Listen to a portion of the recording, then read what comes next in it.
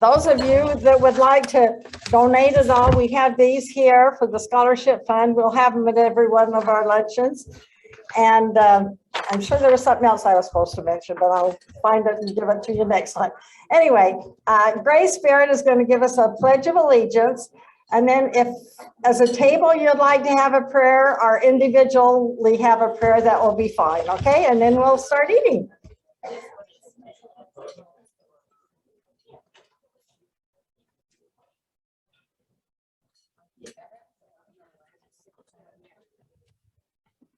Close. Okay. Stand, please. I pledge allegiance to the flag of the United States of America and to the republic for which it stands, one nation, under God, indivisible, with liberty and justice for all.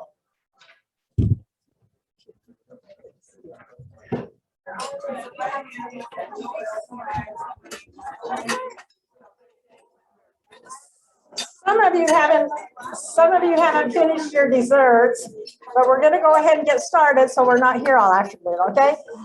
First of all, San Clementson brought brochures if anybody is interested in this dancing down at the senior citizen. And they're going to include us at the 10 o'clock one, and it'll be 55 minutes. And you say it's a great program, right?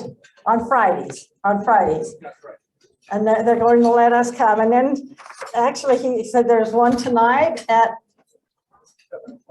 7 o'clock. There's a ballroom dance, they got a band playing. Oh, a band and this the Provo Senior Center. So please, there's a brochure back there if you're interested in this class. Well, let's give the wonderful people here a hand, should we, for this?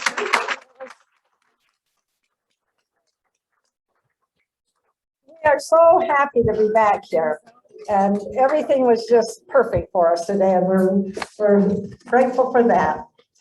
First of all, while you're finishing your dessert, we will have Carla come up and talk about the trips. And then afterwards, Gwen will come and introduce our teachers, and we'll meet our teachers. That's what we're here for.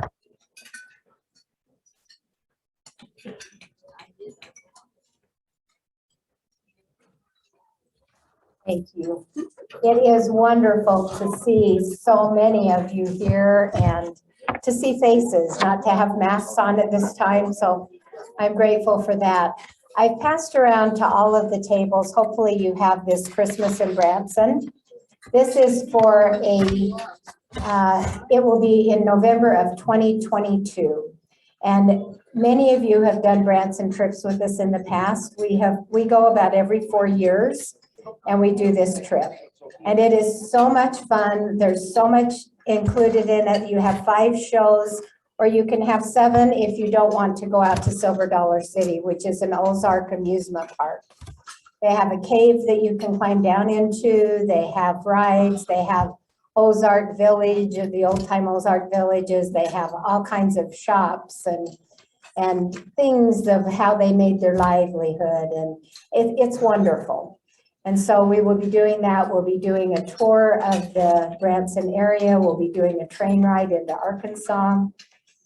We'll be going to the largest toy complex museum.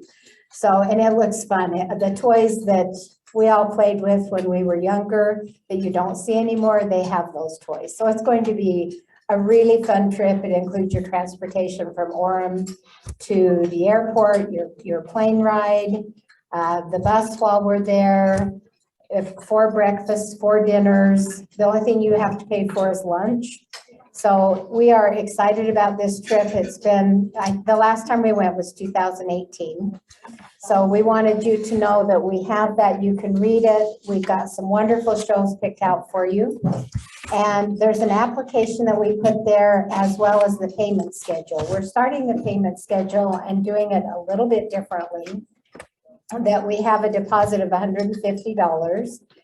And then we have a November payment, but no December payment, and we'll go into January. So you can see it feel free to give me a call and ask any questions that you have for me, because it is a wonderful trip. It is one of those that you just feel so safe there. It's family, country, God. I mean, it's just a wonderful, fun place to go.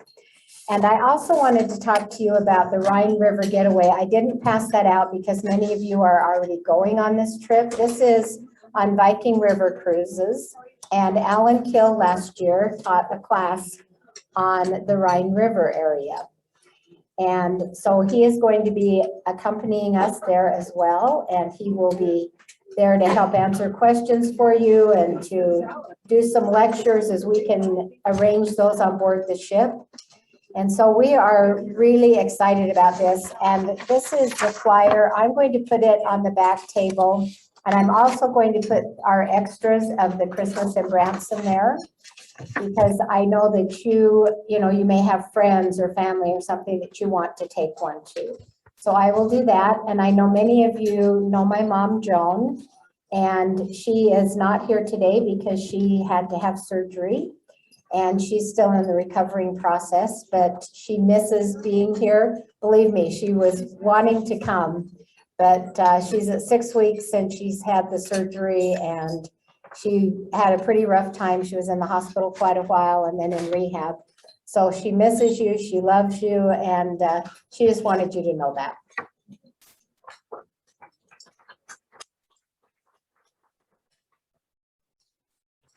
Hi, everybody. Welcome. You're going to meet a fabulous lineup of faculty. And especially we want to thank all of those who will be teaching us this fall and hopefully again this spring, because they're doing this out of the goodness of their heart. I hope you know that. This is a wonderful service that they're giving to us, because I know at age 81, I need to build dendrites so badly. And every time we go to class, it's amazing how you open up a vista of information and knowledge that you never had before.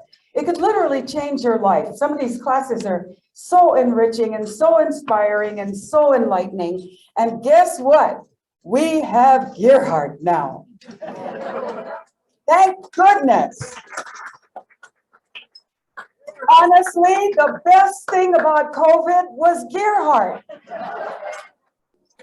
We never did do anything on Zoom before. Now you can. If you can't make it into the class, you can come in your jammies. And never miss a beat if you don't want to get in the car and drive to class. Isn't that wonderful? Although come to class if you possibly can, because we love socializing. And it's just fun to get out and meet humanity again, don't you think? All right, now we don't want this to be a long, drawn-out thing. So I'm going to introduce the first 3 speakers will be Camille Olson, and she will be teaching on Monday. Now our Monday classes are really, really exciting. We've got Camille, who will be teaching a class. Wait a minute. Yes, but I'm looking for the name of the class. I want to do something authentic. Women in the Scriptures. I know that. The first class is at 10 o'clock, Why We Love Pirates. And that's Judith and Leonard Turney. And they are going to be on the schedule after Camille, because Camille is first today. We're so grateful to even have her and her husband, because they've got to hurry on up to Salt Lake for another obligation later this afternoon. And then she'll be teaching at 1 o'clock, Women of the Bible. And then at 2:30, we'll have worthwhile readings out of the best books. Judy and her husband, Ernest Istuk, are going to be teaching some of the most fantastic books. If you look in the newsletter, you'll see more of a description about each of them, and you can see they were very carefully chosen. Now, I'm not going to interrupt each one and introduce each one individually, because we're all strapped for time. But Tuesday's classes are going to be Robert Griffiths, who will be teaching the issues of our times, and then Jeanne will be teaching cultural geography. And then at 1 o'clock is when we have our potpourri series. And this will be something new this semester that we haven't had before. So Tuesday, there will only be 2 classes, and then we're leaving the afternoons open. Now on Wednesday, we've got the Great War, World War I, right? And modernism. George, oh, this class was so popular last year. Oh my gosh, George Tate will be teaching that. And then at 1 o'clock, we'll have Abraham Lincoln and the American Spirit. That's by Neil Lambert, and he's here with us. Boy, do we need some of that. By the way, everybody on September 11th, pay attention. Pay attention. And if you can get a chance, look up the National Geographic special on 9/11 and watch it. It's absolutely just spine-tingling. Then let's see, at 2:30, enjoying Shakespeare, All's Well That Ends Well, Dave Johnson and Glenn Smith, our famous Shakespearean people. And then on Thursday, this is the last day of classes, The World and I, John Nebeker. He's new. Where are you, John? Raise your hand. He's really an interesting character. You're gonna love him. He's new. And then we have Don Norton again, in the life of Hugh Nibley. Somebody very special to a lot of us. And he's a scholar, world-renowned scholar as well as a spiritual man. And then at 1 o'clock, we've got the rite of passage, A Teenager's Chronicle of Combat and Captivity in Nazi Germany. Wow! And that's Alan Keel. And then at 2:30, we have another introduction to Shakespeare by Bruce Young. And so we're off and running. Now, all of you have that schedule in front of you. All right, let's have Camille come on up and give her a hand, would you?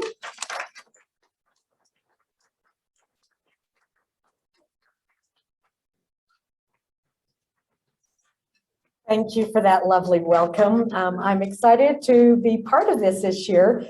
I know Cheryl Johnson. That's why I am here.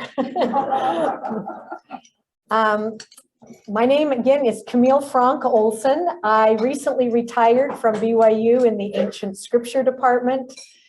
I'm doing a lot, the old ancient stuff. And part of what I did there, I started a class on women in Scripture. And there are close to 170 women named in the Bible. Very often we don't know them. You skip through them. There's maybe a few verses, but I want to do in this class a chance to look at the historical back. You'll learn more about history. You would never do this in an Old Testament. You wouldn't sign up for an Old Testament class a lot of times, but you come at it from the experience and the eyes of the women, and you find out about the history and the culture, the geography, and hopefully these women come alive in a way that will make you want to meet them one day on the other side and say, we're friends, we're part of this. So we're going to spend 10 weeks going through, we won't get through all, because there's 170 names. You know how many unnamed there are? Yeah. So that's what I'm hoping for in our class on Women of the Bible. Thank you.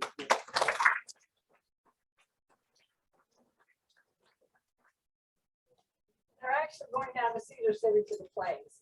Shakespeare, I need the Shakespeare class. So, And we've got tickets for sure.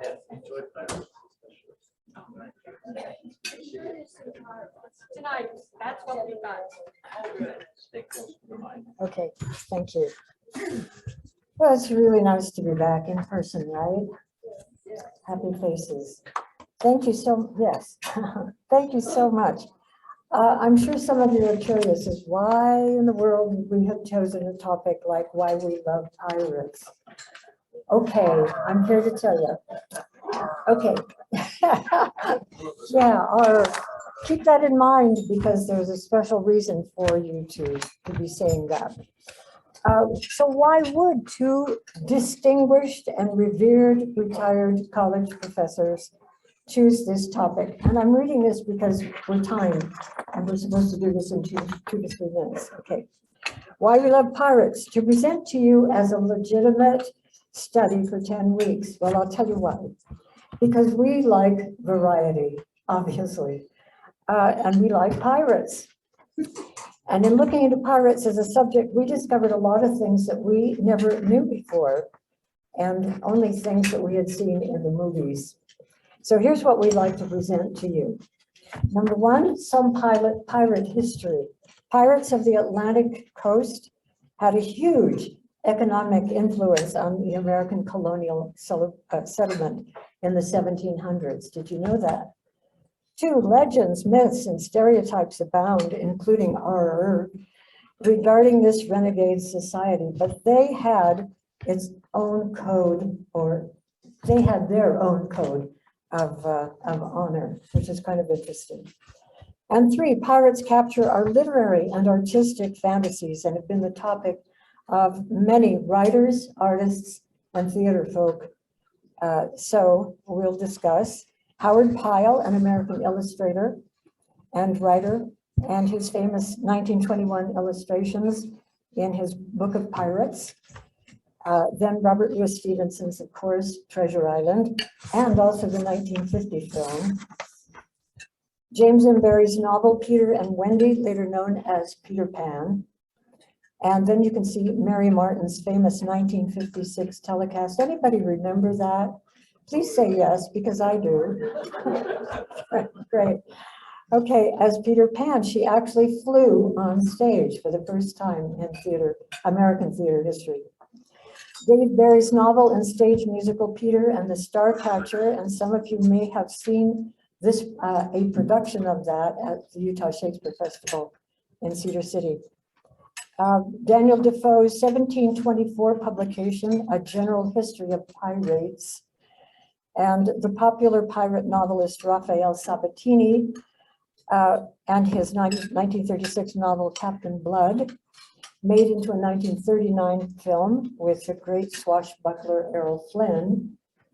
Gilbert and Sullivan's light opera, The Pirates of Penzance, of course, seen this summer at Utah Shakespeare Festival. So if you haven't seen it yet, go down there and see it. And all of these will be illustrated by some slides and some film clips and documentary film, thanks to Gerhardt. So you don't have to listen to us all the time. You can watch really interesting things. So we'll look at some other film portrayals of pirates, such as Charles Laughton and Douglas Fairbanks Sr. Anybody ever seen the 1926 silent film, The Black Pirate, with Douglas Fairbanks? It doesn't mean that you were living at that time, but it means that you might have seen it. Burt Lancaster, Tom Hanks, and you guessed it, Johnny Depp in episode 1 of Pirates of the Caribbean, or Caribbean, as we kind of like to say sometimes. As if that's not enough, we'll also examine the phenomenon of women pirates. Get that, for those of us who are concerned about social equality. One last thought. Did you know, and this is in response to someone who just said ARG, did you know that September 19th, just 12 days from now, has become known as International Talk Like a Pirate Day? Truly, it is. It started in 2002 as a joke between two friends, and it became an international holiday. So we are going to celebrate on our first day of class this wonderful International Talk Like a Pirate Day. We won't talk like pirates, but we'll just know, we just know that we could. And that would be our first day of class on Monday, September 13th at 10 a.m. So be there or be, thank you.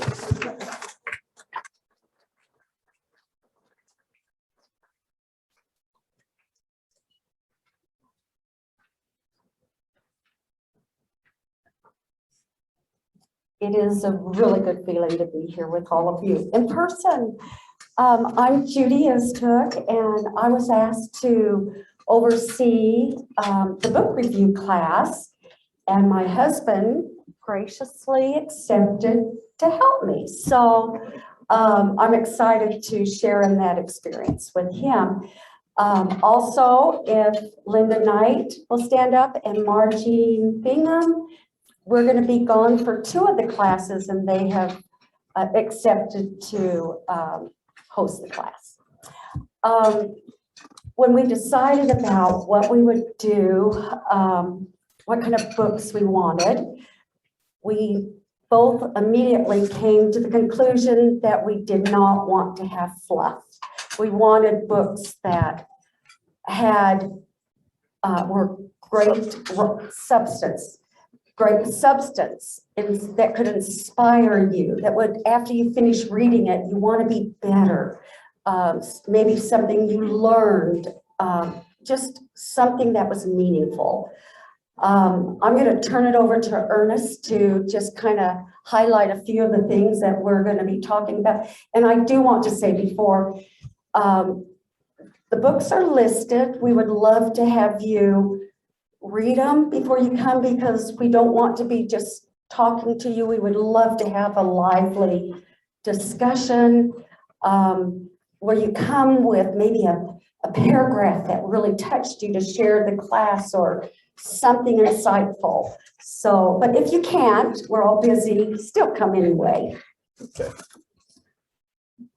You will really enjoy it if you have a chance to attend a class with Judy, and you'll find out why she is known as Rooty Tooty Judy. But just to give you a quick overview, because we want these to be books that you'll remember. Now, we won't be teaching the first class. We have one of the substitutes doing that. If some of you saw the movie 12 Mighty Orphans, you ought to read the book as well. You'll get even more from that. Thank you. I'm a little taller than the microphone is. But give you an example of some. When you study history, usually you study events, but you really don't understand how and why certain things came to happen and things develop. Well, if you're familiar with James Burke, who did the Connection series on PBS, one of his books is The Day the Universe Changed, and give you the background. How did universities develop? How did art really come about the way that it has? What about the practice of medicine, the Industrial Revolution? It's chock full of the how and why of certain things. Judy will be teaching the class on the autobiography of a slave girl who eventually escaped, and how she hid for years in order to accomplish that. If you like John Steinbeck, I bet a lot of people have read The Grapes of Wrath, or Travels with Charlie, or something like that. But most people have not read his final novel, The Winter of Our Discontent. And it's a fascinating book, at least it is to me. But if you want somebody that's passionate about what they teach, come to Judy's class about Joan of Arc. Do you know that the classic story of Joan of Arc was written by Mark Twain? Most people are not aware of that. And I'll teach a class on the founding fathers as seen through the eyes of the historian, Eric Metaxas. And the very last class, we want people to have a chance to talk about books that made a difference to you. Now, we're not trying to turn this into a religious class, so we're talking in this case about secular books, but something that's been important to you that you have read. We want to hear from you. That'll be the final class. So that's a little bit of an overview. Judy, you want to finish? He mentioned about Joan of Arc, and that is one of the books that really changed my life. And we all hear of legends, myths that are passed down through the ages, and you kind of read them and wonder how much is true and how much is not. With Mark Twain, when he wrote this book, he went over and actually got the historical documents, the trials, word for word, and then wrote from the historical document and the things that were revealed about her life. And he says that was the most meaningful book that he ever wrote, and one that touched him greatly. So I hope I can share with you the love that I have for this young woman and what she sacrificed for what was a mission from God. Okay. See you in the class.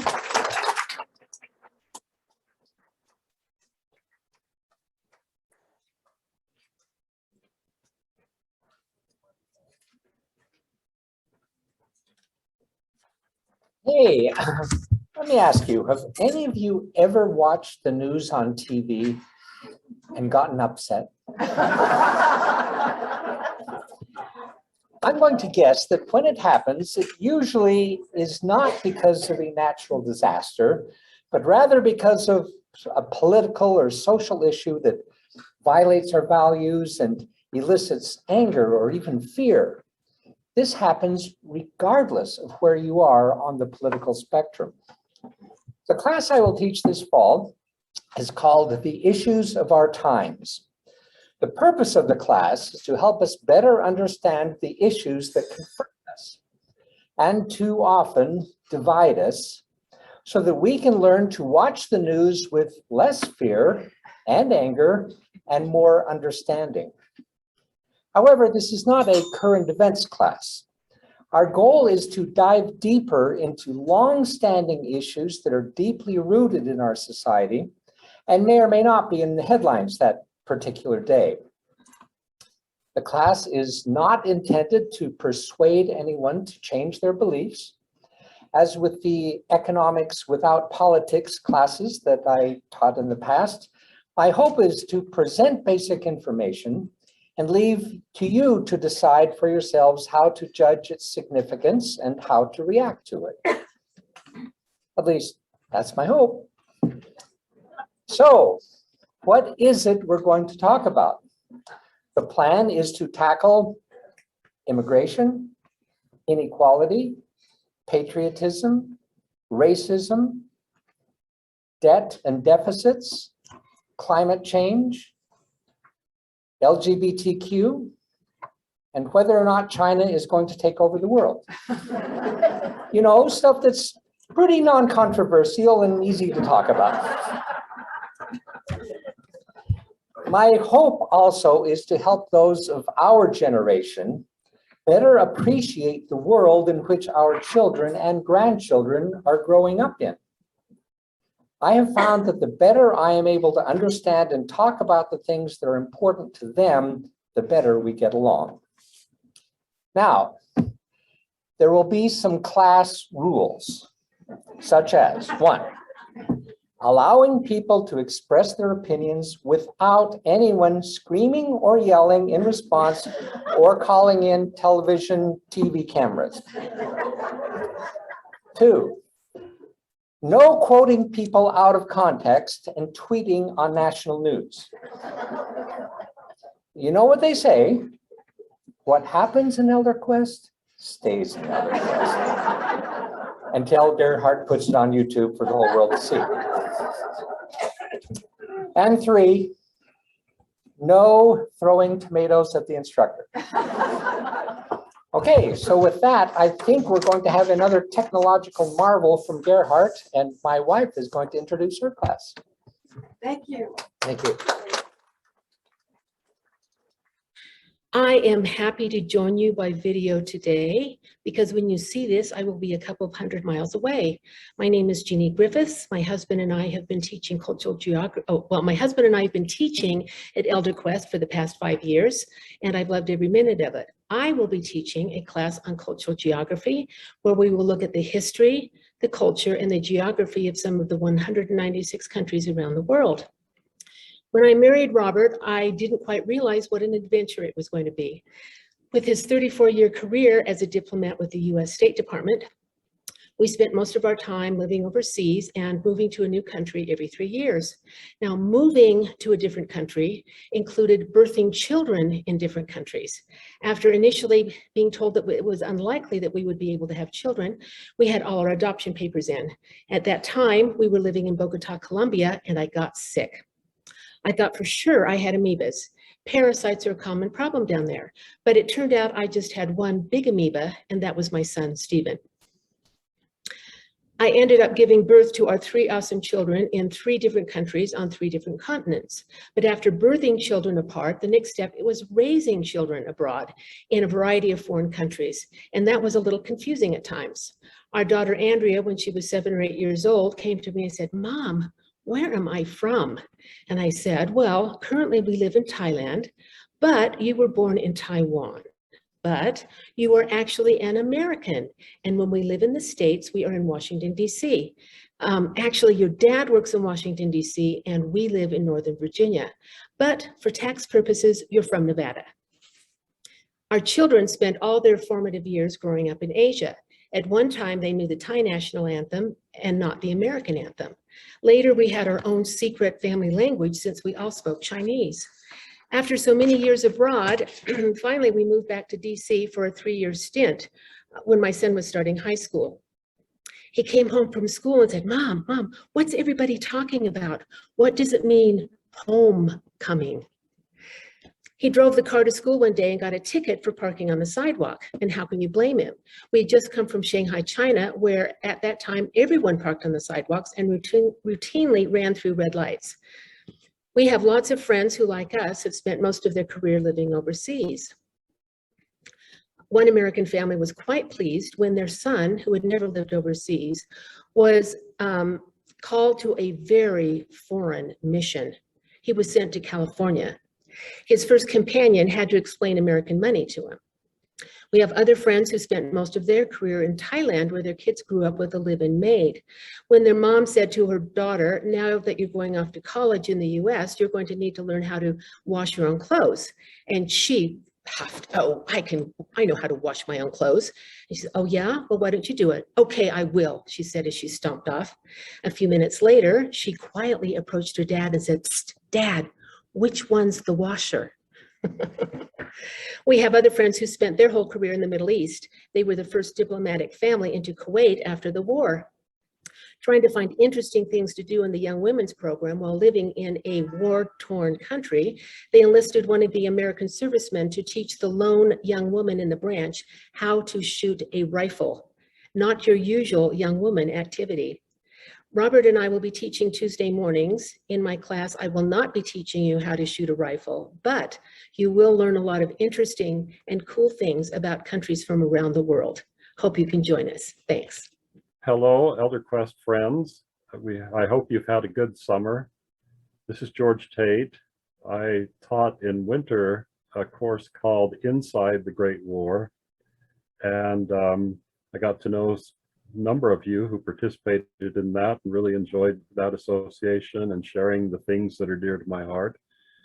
What this class in fall semester is going to be is essentially a sequel to that course. In earlier days, I taught a course called Great War and Modernism in London and at BYU.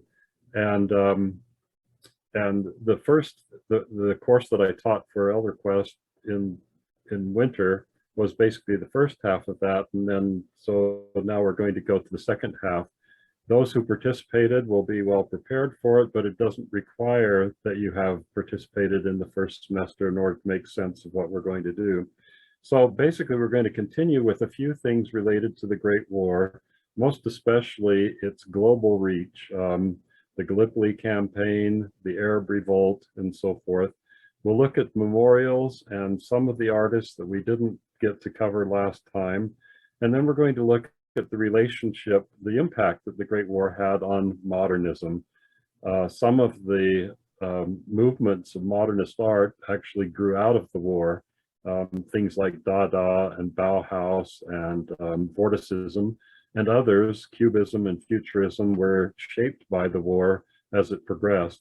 And then we're going to look at, we'll look at a couple of examples, musical examples like Stravinsky and so forth, but the main focus at the end of toward the end of the class will be on the Bloomsbury Group and its associates, most especially Virginia Woolf, hold up a picture here, and T.S. Eliot. So they're sort of the great figures of British high modernism, and that will be the focus toward the end of the class. And there are a number of surprises, interesting interconnections and so forth, and a lot of fascinating material, which I hope you'll enjoy.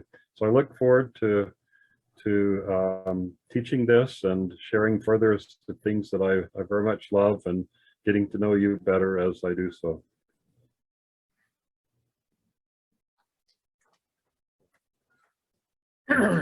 Having suffered throes of technology last year from St. George, as I tried to teach by way of Zoom from my office down there, I can appreciate the difficulties. And I think Gerhard was such an angel then, and he still is now.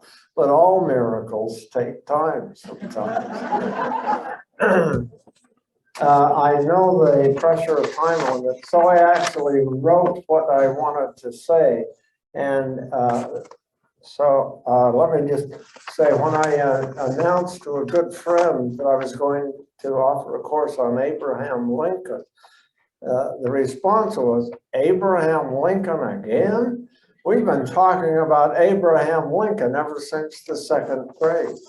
And hopefully this will be that, and perhaps even a little more. Abraham Lincoln was in the minds of many America's greatest president, not only for what he did, but for what he said. This semester, we will be reading some of Lincoln's most famous speeches from his early political career through the Civil War, finishing with his second inaugural address, an almost scripture-like masterpiece, discussing how his words work and what it is in his words that makes his approaches so memorable, so powerful.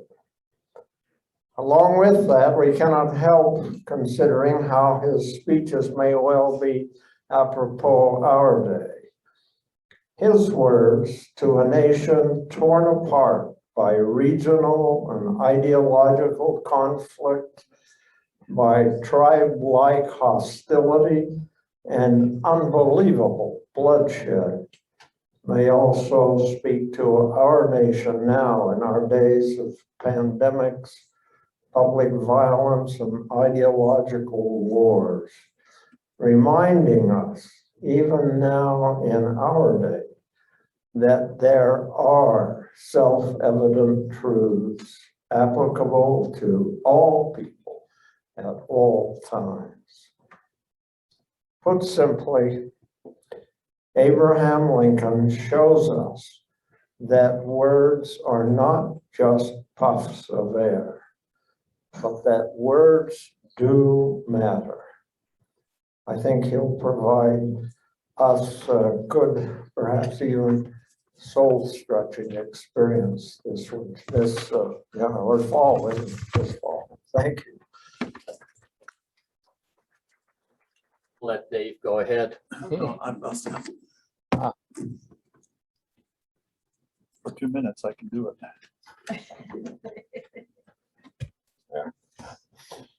Yes, it's interesting on technology. I said it's kind of like children. They are always performing until you want them to do it. Yeah. It's good to see you all again. I feel a little lonely here without my sidekick. Glenn sends his greetings to all of you, but he will not be able to teach this semester. Hopefully he will be back and can do it next semester. As you saw in the newsletter, we have 3 shows scheduled: All's Well That Ends Well, King Lear, and The Tempest. I'm still looking about for another show to fill in for a 4th show. If you have one that you just are dying to read, talk to me about it and we'll see what we can do. Now, the purpose of the class really is to help you enjoy Shakespeare, because unfortunately too many people went through school and they learned Shakespeare as an academic subject where the teacher said you will do this and you memorize this speech and so forth, and too many people ended up not liking Shakespeare. Now, Shakespeare is meant to be read, and so that's the way we do it. And our goal is to have you enjoy the shows, and when you go down to Cedar City, you can see the shows and kind of know what's going along about, and you don't feel completely lost. They're only doing 3 Shakespeare shows next summer, unfortunately. The show that I predict is going to be the award winner is The Sound of Music. And so if you have an in and can get scripts of The Sound of Music, that would be fun to read, but they're very tightly controlled. So be thinking ahead. Feel free to read any Shakespeare that you like. I find one of the best ways to do it is to read it aloud, or to read it slowly enough that you can hear it in your own mind. And if you'll do that, I think you'll enjoy Shakespeare a lot more. Now, a side note, last night I was watching PBS and they had a very interesting show on. It's called Lives Well Lived. I don't know if any of you saw that, but it's a beautiful show. It's about people who are our age and who have the innate feeling that they're not through living yet. And that was a good thing. One thing nice about PBS is they repeat things. You know, for some of us, that's really a good deal because, you know, we can watch it again and still find it's brand new. So if you look on the PBS schedule in the next week or so, you'll probably see Lives Well Lived coming on again. Watch it, you'll love it.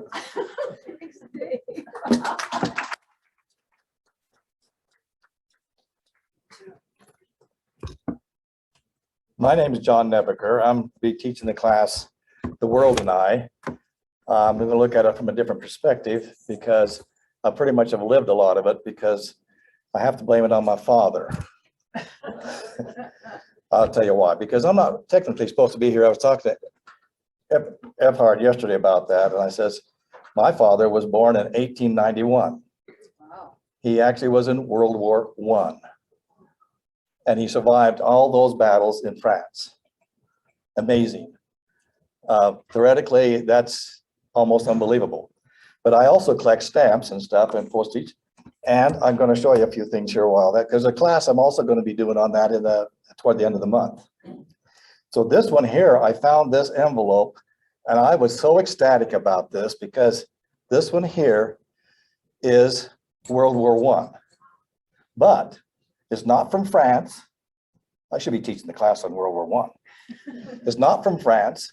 This was the American Expeditionary Forces, Siberia.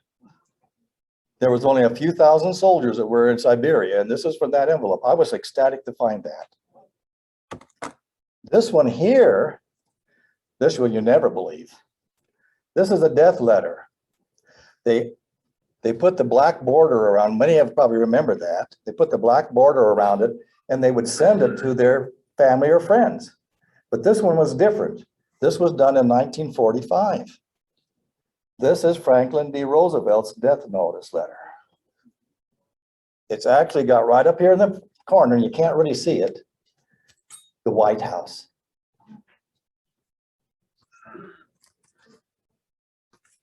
This one here, you might remember the Hindenburg. The Hindenburg was coming across from Germany. That's why it's got the German stamp on it. Came into Lakehurst, New Jersey. You may remember the movie where it caught fire. There was mail on board. Mail survived. Many of them were damaged, but this is the Hindenburg type thing. The United States put out postage stamps, and the first airmail stamps came out in 1918. They flew the first stamps by airplane from town to town. But they would fly them in those World War I airplanes. And many of them didn't make it to their destinations.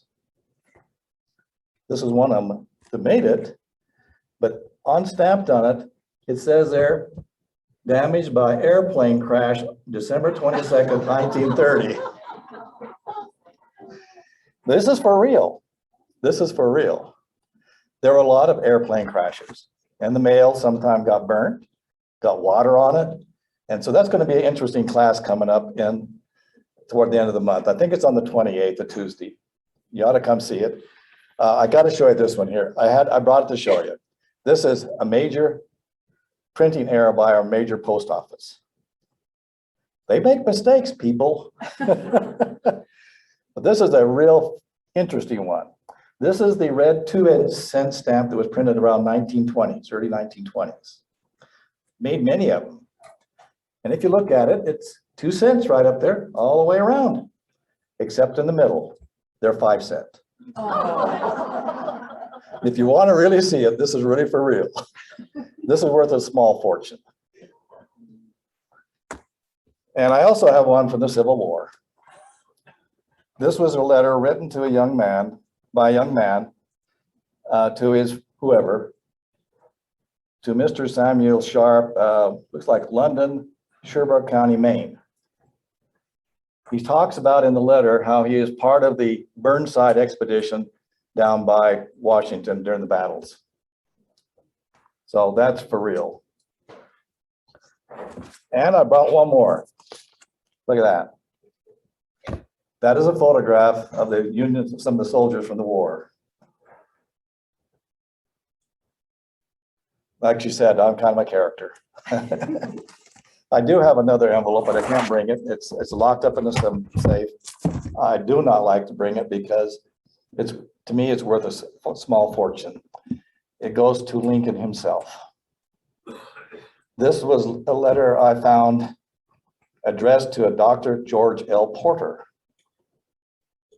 in Montana Territory about 1867 or 68, somewhere right around there. So I looked at Dr. Porter and found out that Dr. Porter was the doctor who was in charge of the assassins to President Lincoln. He was the one who took care of him in the prison. And did some more research. This makes the Lincoln one a little more interesting. I wish I could teach the class. The letter, and he wrote a little kind of a biography a little later on about it. He was sworn to secrecy because he buried John Wilkes Booth's body the first time secretly. That's for real. This is the first time you ever hear this. But John Wilkes Booth was buried secretly in the armory in Washington, D.C. And a few years after Mr. Porter resigned from his commission, the body was dug up and moved to Maryland. So about myself, I'm going to be teaching the class on World and I. One of the reasons I think I like to do that because I joined the military. I volunteered back in 1968. Yeah. And I joined the Marine Corps. My high school friends and buddies thought I was crazy. But they ended up in Vietnam and I didn't. So my first duty station was in North Carolina, then to Japan. While in Japan, I did go to the Hiroshima War Monument there, then the Peace Park to see where the bomb was dropped. It's a very eye-opener. I hope everybody in the world actually gets a chance to go see that. And finally, I did go to Quantico, Virginia, where I did a lot of sightseeing around there, Bull Run, Smithsonian, and many other places around there, and retired here a few years back as an officer. Went to boot camp twice. And finally, I moved here to Happy Valley. The best place to live in the United States, has been since 1991. And it's still today, because I have the papers to show it, because last year was rated again the #1 best place to live in the United States. How about that? I'd like you to come to the class and hope you enjoy it. Well, I was going to hang up my Elder Quest shingle after winter class last March. No way. In deference to a progressive hearing loss and age in general. And after a dozen or more years teaching an Elder Quest class. But then I was drafted to teach this fall. And last year I was provided a hearing assistant who fields questions from the class for me and will provide that service this fall, maybe in winter. I said I would also teach the class if I could focus on Hugh Nibley, who nearly alone was responsible for the resurrection and reading of the Book of Mormon for Latter-day Saints. And there's a new book out just a few months ago, 800 pages, Nibley Observed. And I'll tell you how to get a hold of that book. The reason it's called Nibley Observed is that there's a video available online called Nibley, Hugh Nibley, The Faith of an Observer. And you can bring that up and I'll recommend it if you just simply go to your computer. In any case, this is an 800-page book, very readable. Just a few hours ago, I came from the ice rink and I was skating with a good friend of mine down there, she is not a reader. And a few months ago, I lent to her about a dozen copies of Nibley's articles, and she can't stop talking about Hugh Nibley. And she started reading him. How many of you remember when the Book of Mormon was hardly mentioned in the church?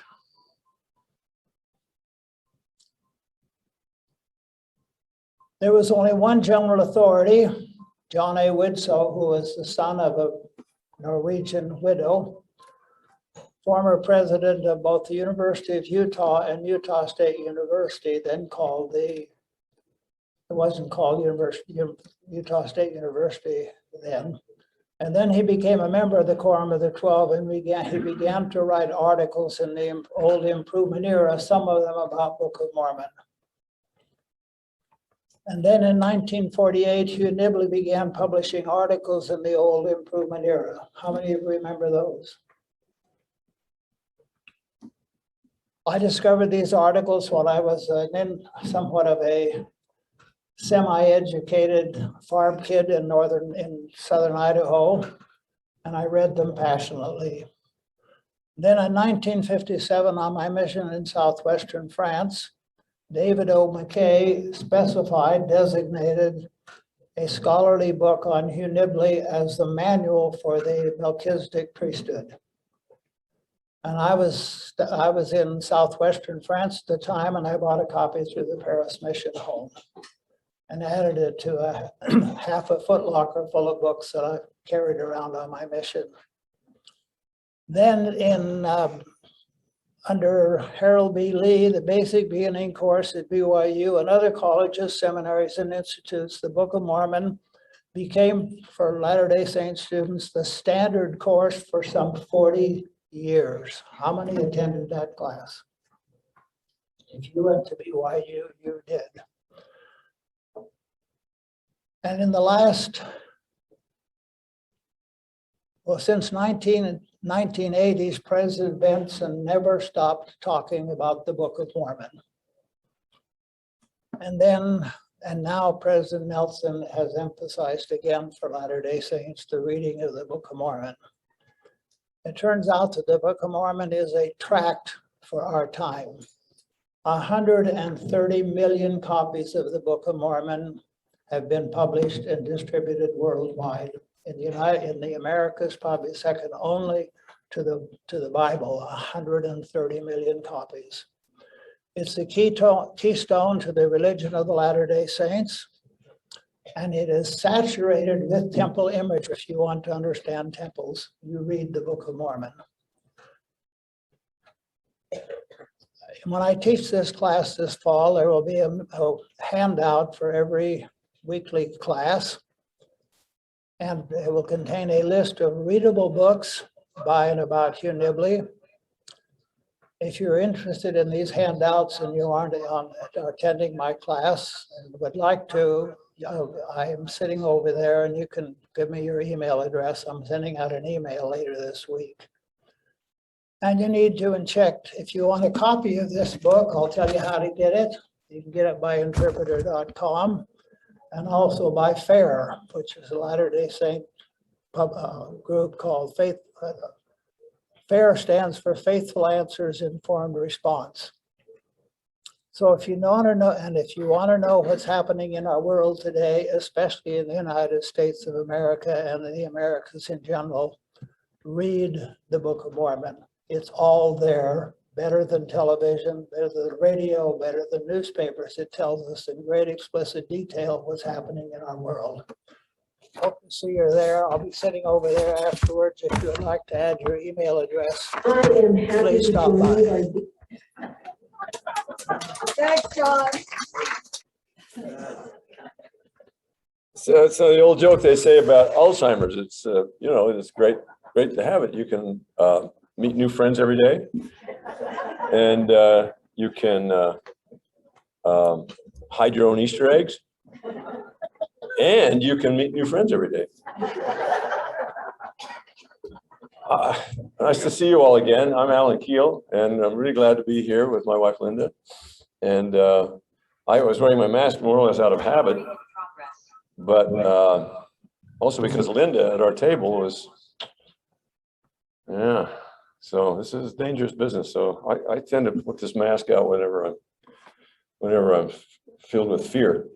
A few years ago, I encountered through a German author friend of mine the fact that our colleague at BYU, Ray Matheny, who was a professor in the anthropology department, quite a successful one, had as a young teenager lied about his age, joined the U.S. Air Force, and become a B-17 crew member. And he flew over Germany and was shot down and was imprisoned in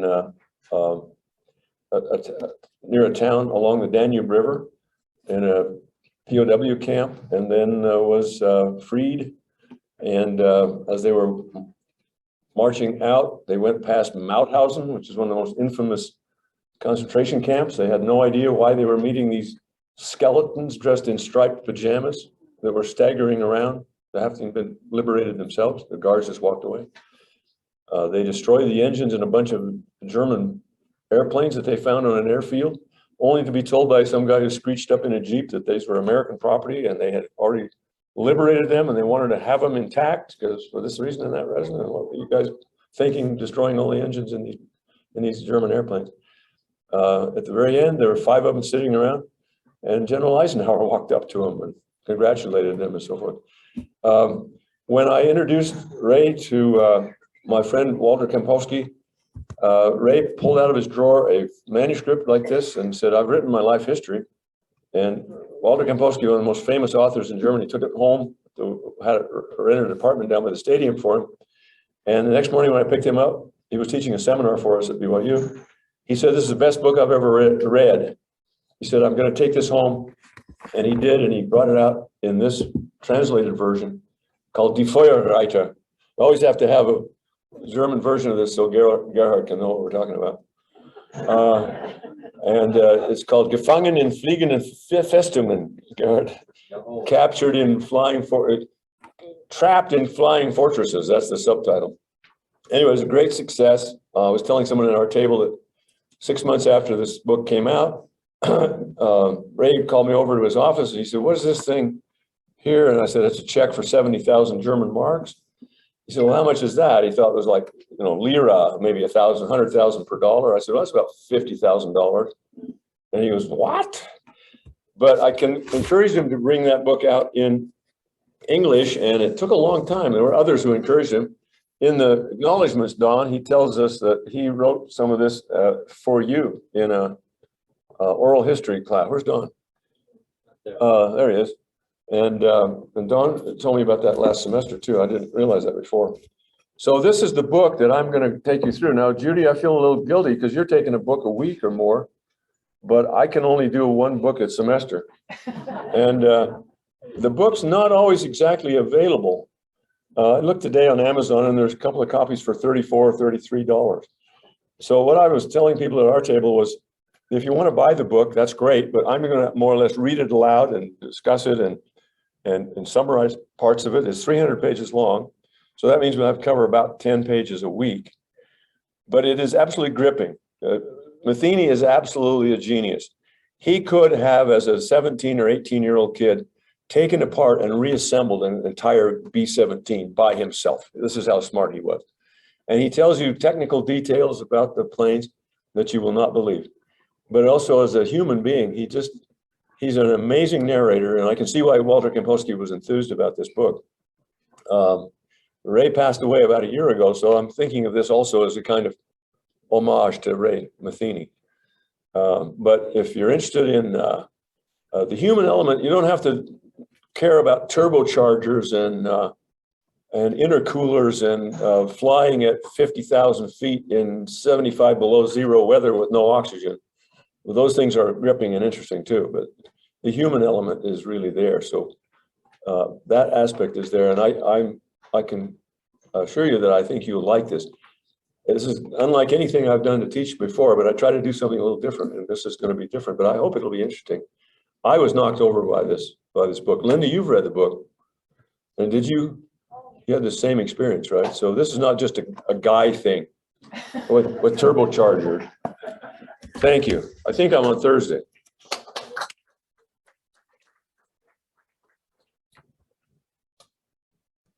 With the last, I'm Bruce Young, and with the last name of Young, I'm used to being last on the program. I'm excited to be part of Elder Quest again. I just officially retired July 1st after 38 years of teaching at BYU and specializing in Shakespeare, actually. About 43 years ago in graduate school, I had to decide what my specialty would be, and I was interested in so many different things, but I'm grateful that I chose Shakespeare, and it's been a wonderful career doing that. So the first thing I need to do is to correct something in the fall newsletter where it says that our class won't start till September 23rd. That used to be true at one point, but it's not true anymore. It will start the first week of class on the 16th. And I'll tell you in a little bit later why, but you'll notice that this is one of two Shakespeare classes, and I think you ought to, do both, that they only overlap on one play, King Lear.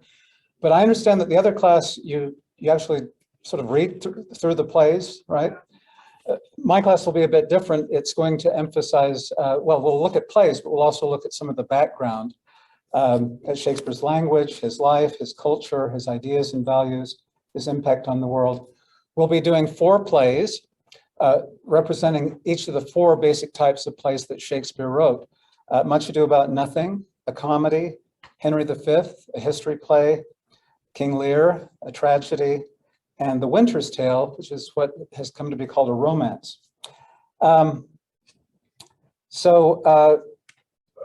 be showing some bits of film clips in the class, but I'm really kind of depending on those who take the class to read and or see the plays, preferably before we start discussing each play so that we have something in common, we can discuss the plays. And by the way, because of that, because I'm only going to be able to teach 7 classes for 7 weeks, which I'll explain in a minute.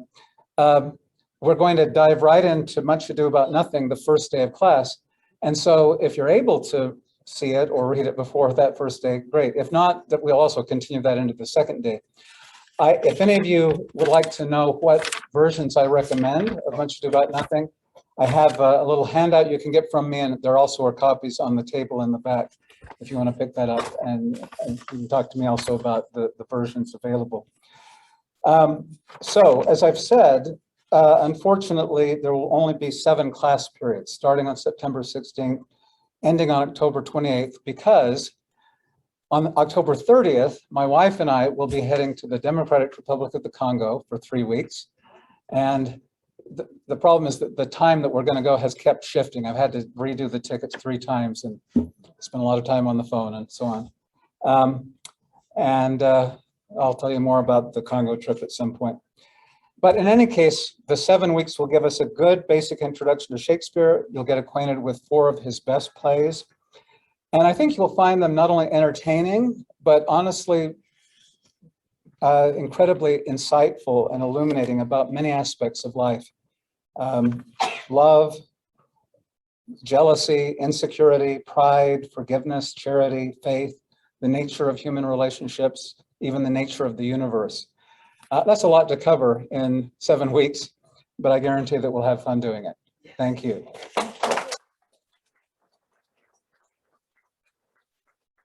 You notice how fortunate we are? Did you notice the love and the passion each one of these teachers has for their subject? And let me tell you, I have to be entertained, and our teachers are entertaining. Often they'll have video clips, they'll go into poetry, they'll go into drama, they'll go into art, which is my background, and all kinds of wonderful aspects. It's not at all boring, I gotta tell you. So please, give it a shot. This coming Monday on the 13th, go to all the classes, Monday, Tuesday, Wednesday, Thursday, okay? All right. Thank you so much for coming. Would the board please all stand up so you can see who worked so hard to bring all this to pass? All of you that are on our board, can you give them a nice hand? Because they really, really do help. We couldn't do this without them. And again, thank you for coming. It was so good to see you, and we'll start next Monday, okay?